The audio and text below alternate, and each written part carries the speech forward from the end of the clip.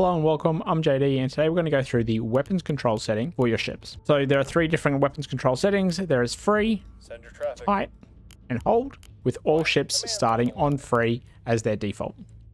Weapons control free means that after 15 seconds of taking incoming enemy fire and you not giving a corresponding order to engage back, then not only your guns will automatically engage, as we see here an order is created, also any jammers that you have will also engage the target.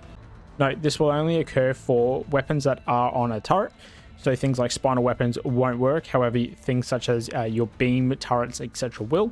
So it's really only destroys spinal weapons and missiles that won't auto fire back at the enemy. As we discussed the other day with the 120mm HE RPF, if you have a weapons control free on, it's going to create an order here, which means if an enemy engages and you re-engage, prompting your 120mm to fire back at the track, then they won't be able to auto fire at missiles by switching to HE RPF, as they won't be considered idle. If you want to see that a bit more in depth, go check out that video. Weapons control type means you can fire at the enemy, but if fired upon, you will not return fire. So let's see that here in a demonstration. We have rounds incoming. We are set to tight. Under attack, and we are taking the first salvo, so we'll give it a couple more seconds. Here you can see that none of the cannons are attempting to return fire, and neither are the bullseye after a couple of salvos. So weapons control tight lets you fire at the enemy, however you won't automatically return fire. So onto a weapons control hold. You can issue a fire order on weapons control hold. Your ships will rotate onto target, however they will not actually fire. So here you can see that the ship is rotating, that my turrets are tracking onto the target, and we are lined up ready to fire. So if we now track and fire another target, you can see the turrets move, you can see the ship roll. We've got him now. But other than that, nothing else will occur. So you can use a weapons control hold mainly if you don't want to give away your position, but you want to start tracking around instead of having to positionally fire at something to try and bring your weapons to bear.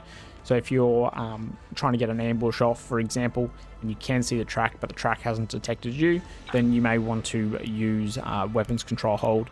However, you then need to reset it back to weapons control free or tight in order to get the fire off. Alright, so I've had to swap fleets because I want to show you what you can do with weapons control hold and missiles. What would normally occur is if you started to queue up some missiles and then you wanted to also do another ship over here and then set the waypoints as well, particularly with complicated waypoints, you'd actually start the missile programming sequence. By the time I started to program the missiles over here, these ones are just going to start. However, this one's already going to be in progress. So I'm not really going to be able to get both of these missiles on target at the same time, even from the same position. But this is where weapons control hold comes in. So with weapons control now set to hold, and I've put all my ships into formation so I can activate and change all the weapons control statuses at the same time by holding shift and giving a formation order. What I can do is I can plot complex waypoints for my missiles. So what I can do now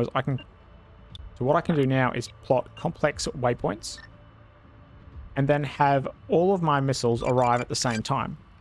Now you can see that with weapons set to hold, we actually haven't started to program yet. So now if I come into my lead ship and I set it to tight, the missile program is going to start at the same time.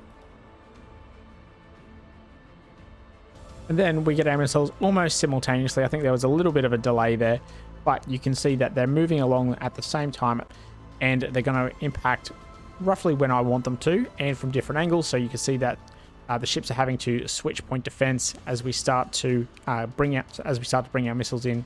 We had plotted it a little bit better. We may have actually been able to attack from two different directions at once.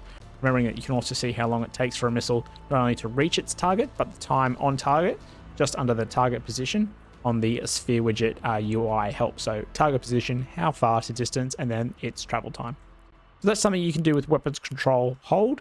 Alright, so that's the three types of weapons control: free, tight, and hold.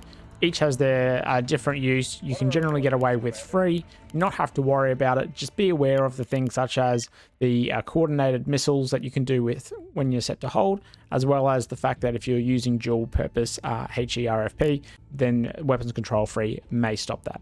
Otherwise, there's nothing wrong with setting your weapons control to tight and just leaving it like there so that you can give orders, but not let your ships do their own thing. It all depends on you and the situation. So I hope you've learned something. Thanks for watching and take care.